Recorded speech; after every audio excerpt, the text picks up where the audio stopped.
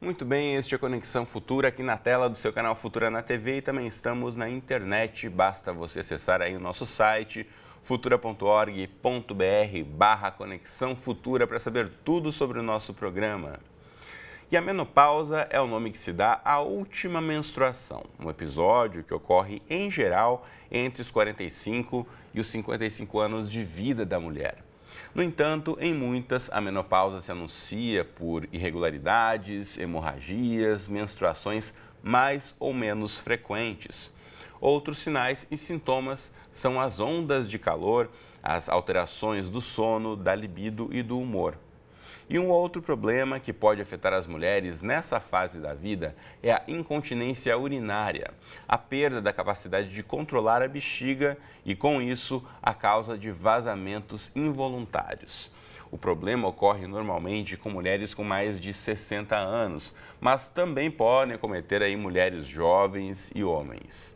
Então, para falar mais sobre esse assunto, a gente recebe aqui no estúdio o Renato Ferrari. Ele é chefe do Departamento de Ginecologia e Obstetrícia da Faculdade de Medicina da UFRJ. Tudo bem, Renato? Bem-vindo. Obrigado. Também conosco aqui no estúdio, ao meu lado, está a Daniela Faertes. Ela é psicóloga, especialista em mudança de comportamento. Tudo bem, Daniela? Tudo bem. Bom, e logo mais com a gente também conversa a Mayra Cecília Delu, que é diretora do Departamento de Fisioterapia da Universidade de Taubaté, lá no interior de São Paulo. Então, você em casa, como sempre, também é nosso convidado para acompanhar o nosso bate-papo aqui e refletir aí sobre as questões que a gente apresenta no Conexão Futura de hoje. Bom, quero começar a ouvir os nossos especialistas aqui no estúdio.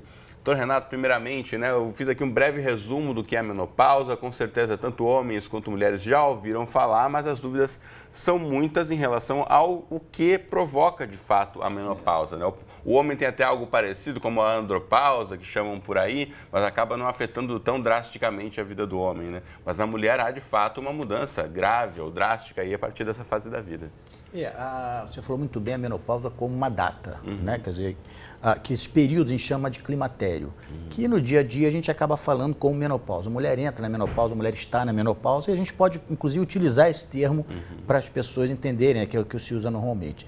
A gente diria que a mulher é como se tivesse uma vida útil, Ela tem um período em que ela pode procriar, Quer dizer, que a fêmea ela tem essa função, a função da procriação.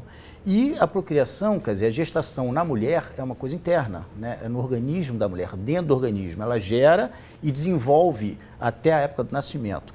E isso é um fator muito complexo, é um sistema muito complexo, Quer dizer, então, uma mulher tem que ser jovem para que ela tenha essa procriação. Então, isso, como eu dizia, ela tem uma data de validade para essa procriação. A partir de um momento que ela para de ter essa validade, acabou, vamos dizer assim, para procriar, o ovário para de funcionar. Então, a partir do momento que ele para de funcionar, diminui muito a quantidade dos hormônios. E algumas mulheres, porque quando a gente fala em menopausa, nem todas as mulheres têm esse problema dos sintomas da menopausa, tem que ficar muito claro. Porque é comum a mulher chegar para a gente no consultório, doutor, o que eu preciso fazer? O que vai acontecer? Quer dizer, preciso tomar alguma coisa? E muitas vezes não, porque muitas mulheres entram, que é um termo que não é, mas a gente pode usar esse termo, na menopausa, sem ter nenhum sintoma em relação a essa queda dos hormônios. Doutor, só um parênteses nisso que você está dizendo, que a gente trata muito de assuntos de saúde aqui no Conexão, e volta e meia aparece essa questão, mas quais são os sintomas clássicos desse ou daquele quadro? Na verdade, para cada pessoa, uma doença, uma condição pode afetar de uma forma diferente. Então, não quer dizer que porque tal pessoa desenvolveu tal sintoma antes de ter tido alguma doença, que vai acontecer com todo mundo, Isso não só na menopausa, como em qualquer outra condição da saúde. Exatamente. Então, essa sintomatologia, esses sintomas, em algumas estão presentes, em algumas presentes com muita intensidade, outras com menos intensidade, Quer dizer, então, a gente tem que avaliar muito bem qual paciente que vai precisar fazer algum tratamento para isso ou não. Tem umas que a gente chamaria de climatério compensado, aquela que está entrando aos 45, aos 55 anos, sem ter os sintomas de calores, como você falou, de insônia, diminuição da libido, etc, etc. Que vai ter problemas da idade, não necessariamente dessa queda da função hormonal do ovário. Enquanto outras podem ter esses sintomas, desde os mais leves aos mais intensos.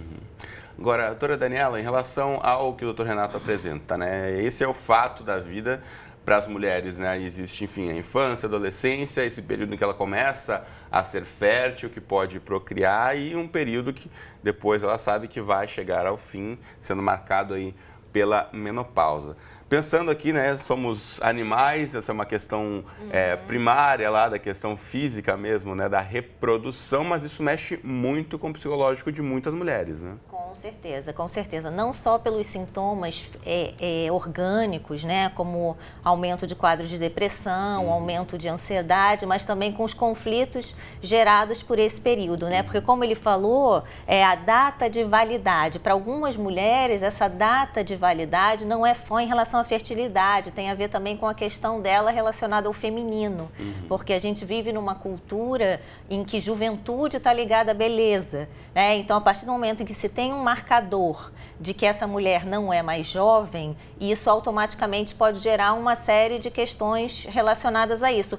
E esses sintomas todos e a dificuldade de lidar com eles. Então, tem várias questões inerentes a isso, fora que é um período, é uma idade em que várias questões externas à questão física estão acontecendo com essas mulheres, né? Alguns casamentos já desgastados, filhos crescidos, então junta isso tudo a esses sintomas desconfortáveis que a grande questão é como lidar com isso.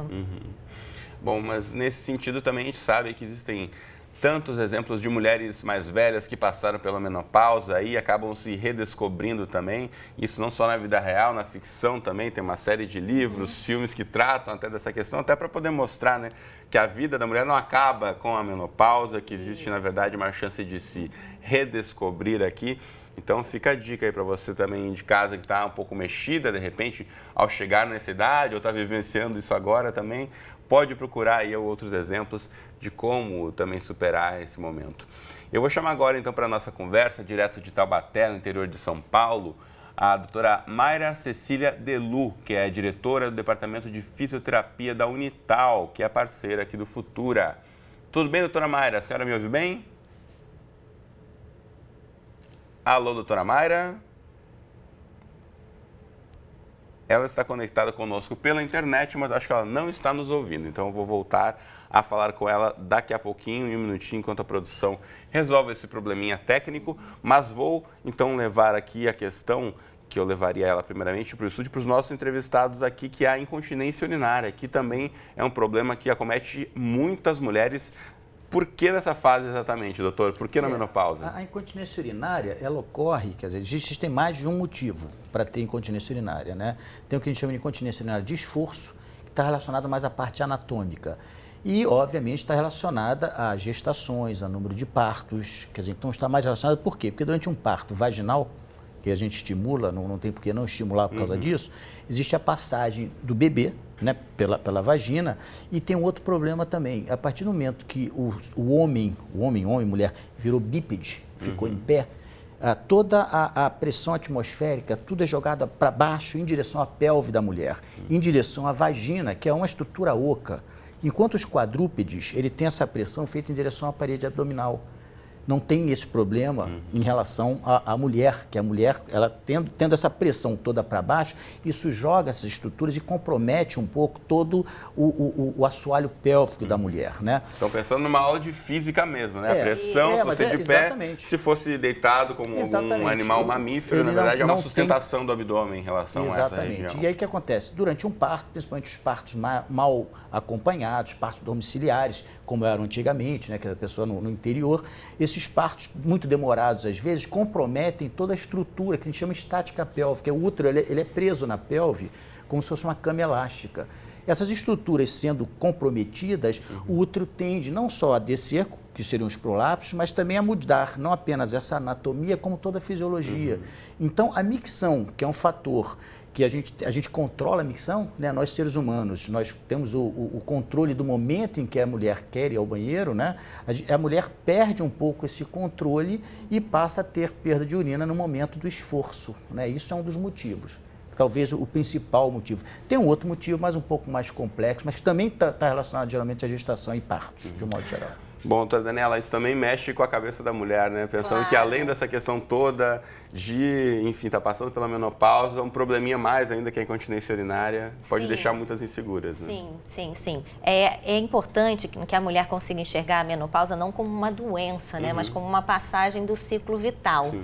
Que a partir dessa aceitação, ela vai poder lidar melhor com esses sintomas que vão surgir, né? Procurar um ginecologista para minimizar ao máximo, né, a possibilidade desses sintomas. Hoje em dia existem vários tratamentos, ele vai falar, né? E eu acho que você falou uma coisa muito, muito importante, que pode ser um período de renovação, um período em que a mulher, nesse momento, já não tem que dar conta tanto dos filhos, já tem uma vida um pouco menos corrida e pode aproveitar para renovar os projetos, né? Renovar suas metas, fazer coisas que as últimas décadas anteriores não foi possível. Então, que ela aproveite bem esse período como uma renovação e também sem os exageros, porque aí, levando para a parte estética, a gente tem nesse momento também o exagero das mulheres em quererem estarem mais jovens, né? Aí vem a questão das plásticas, dos tratamentos, que são ótimos,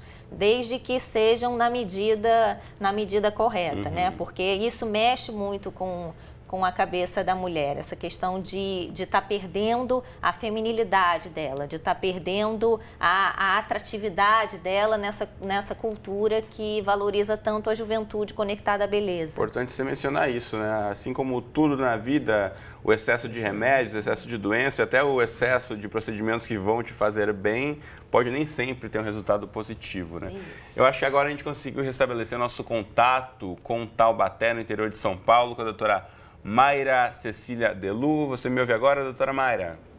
Estou ouvindo sim, Cristiano. Ah, perfeito. Então, bem-vindo à Conexão Futura, é diretora do Departamento de Fisioterapia da Unital, nossa parceira aqui no canal Futura.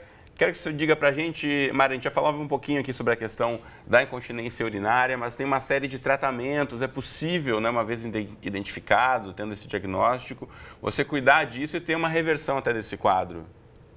Sim, sem dúvida. A incontinência urinária é um problema que não expõe a vida das mulheres a risco, mas causa um significativo impacto negativo na qualidade de vida. Então, muitas mulheres acreditam que faz parte do envelhecimento, ou desconhecem tratamentos, ou acha que o problema mesmo não tem nenhuma solução, e, na verdade, a gente tem aí um tratamento conservador, que é a fisioterapia, e que é uma orientação tanto da Associação Internacional de Uroginecologia, quanto da Sociedade Internacional de Continência, como primeira linha de cuidado, né? Na verdade, porque ela tem um custo baixo, né? Ela tem poucos efeitos colaterais e ela não interfere em outros tratamentos. Então, a gente consegue, inclusive, dar o suporte no caso de pré- e pós-cirúrgicos, a gente consegue fazer um tratamento junto com os medicamentos que, a depender do tipo de incontinência, são indicados. Então, a fisioterapia, ela está assim, bem próxima desse cuidado e consegue devolver essa segurança à mulher, né? Ela perde o medo de, numa situação social, escapar a urina, ela consegue adiar as micções de maneira que ela não vá com tanta frequência ao banheiro, e que numa situação de esforço, como pegar um peso, pegar uma criança, o netinho, espirrar, tossir, não passe pelo constrangimento de escapar a urina. Então, tem controle, tem tratamento, é algo que tanto a gente pode recuperar essa função, como inclusive prevenir, né? Porque a mulher, ela traz mais fatores para desenvolver a incontinência. O doutor Renato já falou a questão dos partos, a questão das gestações, né? Tudo isso também associado a essa diminuição estrogênica. Então, a mulher, ela soma fatores para evoluir com esse quadro de incontinência. E vai passar praticamente 1/3 das suas vidas, né, com a expectativa aumentada aí de vida da mulher, numa situação de perimenopausa ou pós-menopausa. Então, não dá para passar esse período sofrendo em silêncio, né? É preciso que ela leve essa informação a um profissional de saúde que vai saber fazer esse rastreamento, identificar qual é a necessidade e encaminhar para os tratamentos que hoje são vários disponíveis, né? E que vão ajudar a controlar os sintomas urinários desconfortáveis. Doutora Mayra, a senhora falou aí o que para mim tem que ser levado em primeiro lugar na hora de tomar qualquer decisão. Não podemos viver em sofrimento, então precisamos buscar ajuda para qual seja o seu problema. Seja esse que a gente está tratando hoje aqui, a questão da menopausa, incontinência urinária, seja o que for, há sempre alguma forma de tentar buscar uma ajuda e tentar dar a volta por cima. Doutor Renato, que quer contribuir também nessa questão da incontinência urinária. O que a Mayra falou é uma coisa importante, mas eu acho que a gente tem que pensar também o seguinte, na prevenção da incontinência urinária, que a gente pensa muito no tratamento e em que a fisioterapia é extremamente importante. Isso tanto para a mulher quanto para o homem também? O homem menos, porque como a gente falou, quer dizer, o homem tem uma uretra peniana, né, além da uretra, a uretra da mulher ela é muito curta, né, e não existe um esfíncter, não existe um sistema de fechamento, né, quer dizer, como se fosse uma torneira tão eficaz, como por exemplo com o ânus, por exemplo, que existe um esfíncter, uma musculatura que fecha. A uretra peniana ela é mais longa, né, a uretra do homem ela é mais longa, ela tem uma próstata que envolve essa uretra, então tudo isso faz uma resistência à saída. O homem é fechado, né? Não é aberto, como a gente falou, que tem a vagina e aquelas estruturas todas empurrando para baixo.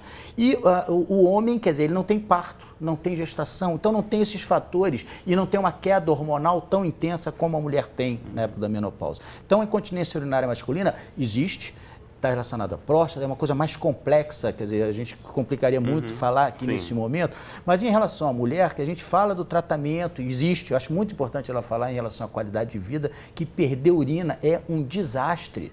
É um desastre, a urina é ácida, a urina tem um cheiro forte, a mulher fica, essa parte psicológica da mulher... Fica em estado de tensão contínua, é um né? desastre, é um desastre. Tem tratamento, tem como fazer, mas a gente não pensa muito na prevenção. E qual é a prevenção, então, nesse caso? Olha, talvez a Mayra possa falar até melhor do que eu, mas a meu ver, a prevenção, primeiro, é que o índio não senta na cadeira, a Índia senta de cócoras para lavar a roupa lá no rio, para fazer as funções fisiológicas, xixi, evacuar, para tudo.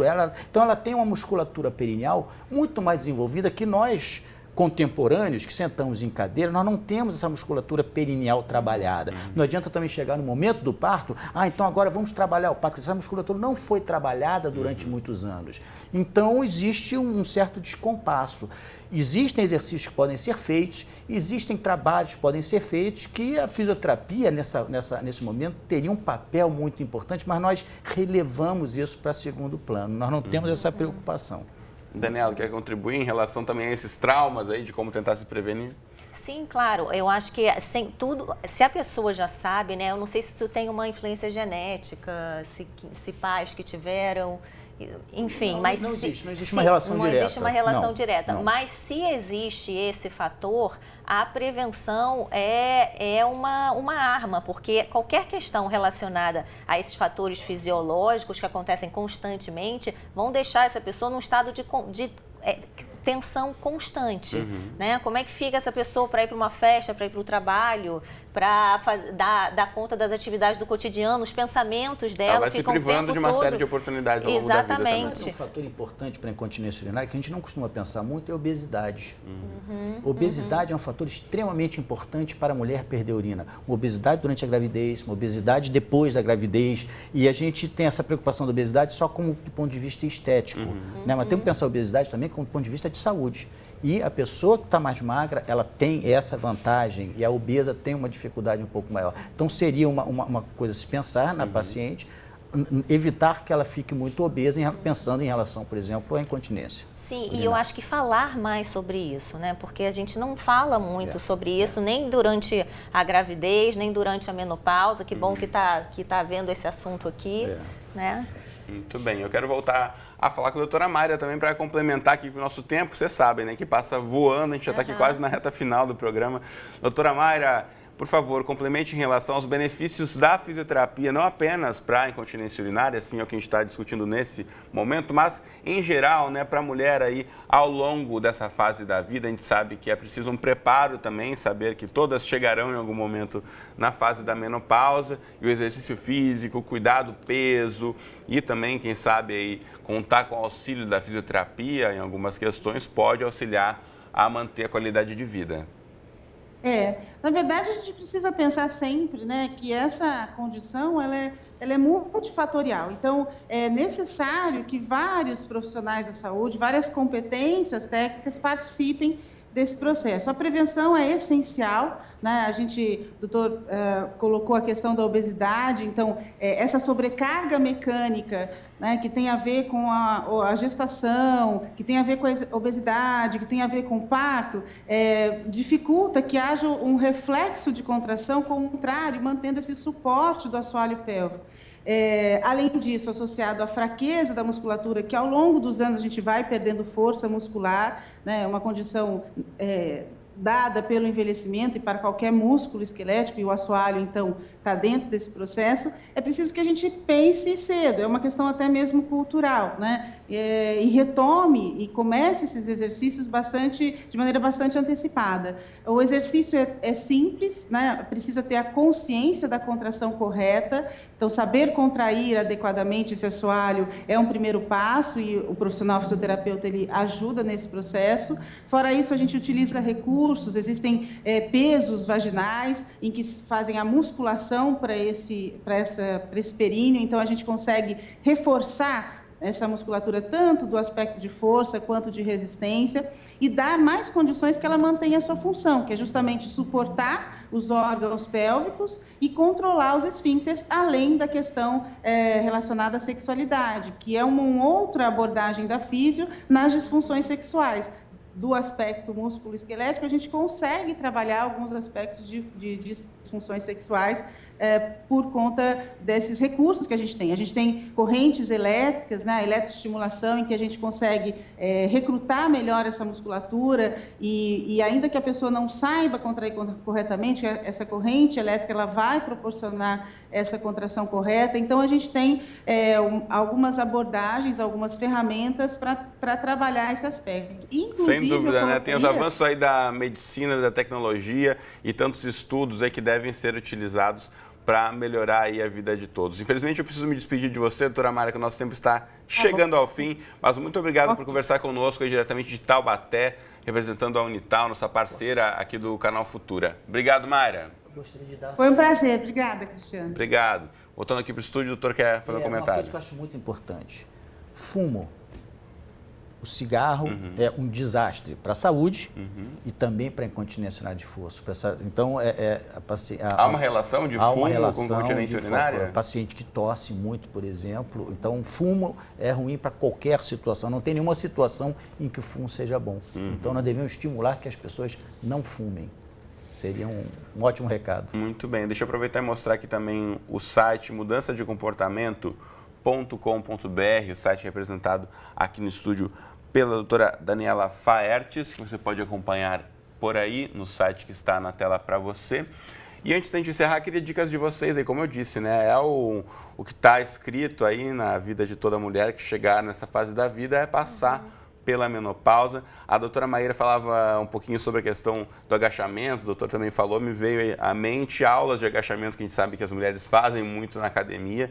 Isso ajuda? Então, de fato, o exercício físico ao longo da vida, aquele agachamento lá nos 20 pode ajudar na época da menopausa? Não para incontinência urinária. Eu acho que o exercício físico... O exercício de uma forma geral. Físico é muito bom. Uma alimentação saudável é muito bom. Não fumar é muito bom. Quer dizer, ter uma vida saudável é fantástico. Uma gestação bem acompanhada, um parto bem acompanhado, tudo isso é bom em relação à incontinência, mas também em relação à menopausa. Agora, o exercício físico, isso não é uma coisa muito adequada.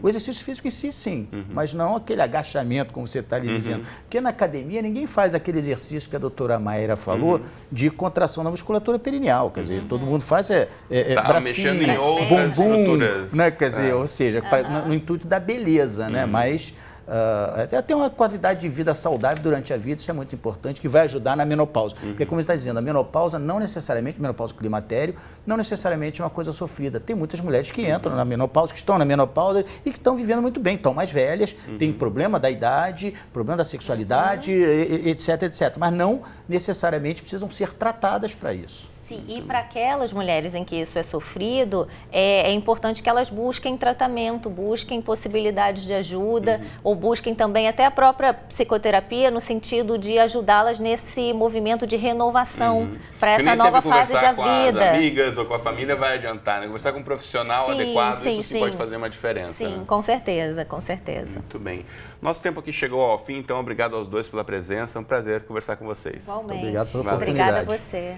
Você de casa, obrigado pela companhia de sempre. Não esqueça, o Conexão vai ao ar de segunda a sexta aqui na tela do Futura na TV ou a qualquer hora do dia e da noite, nos nossos horários, no endereço tudo aqui embaixo. Um abraço para você e até a próxima.